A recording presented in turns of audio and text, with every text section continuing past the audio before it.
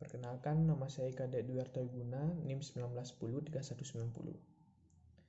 Sekarang saya akan menjawab pertanyaan ujian tengah semester. Yang pertama, apa peranan profesi akuntan publik di dalam suatu negara tempat mereka berada? Sertakan contoh kasus terkini untuk mendukung jawaban Anda.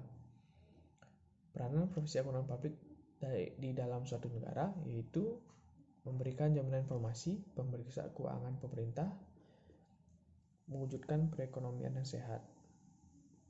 Contoh kasus terkini, dalam masa pandemi ini, peran akuntan publik sangat diperlukan untuk membantu pemerintah dalam menangani pandemi COVID-19 ini.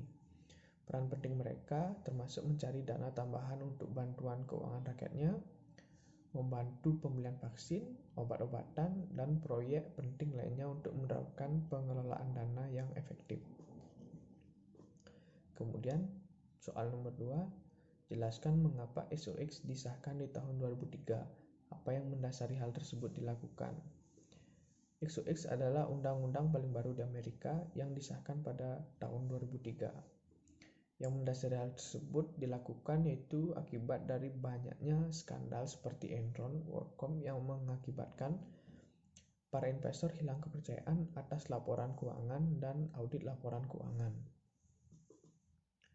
Kemudian pertanyaan nomor 3, jelaskan hal yang Anda ketahui tentang kasus Enron dan WorldCom. Kasus Enron dan WorldCom merupakan sebuah kasus rekayasa keuangan dan malpraktik akuntansi yang menyebabkan jatuhnya perusahaan. Kasus Enron dan WorldCom ini melakukan pelanggaran praktik bisnis yang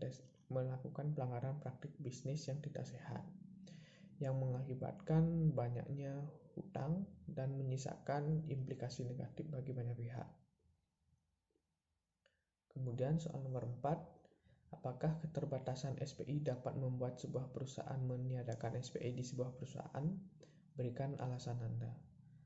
Jadi menurut saya keterbatasan SPI dapat membuat sebuah perusahaan meniadakan SPI. Kenapa?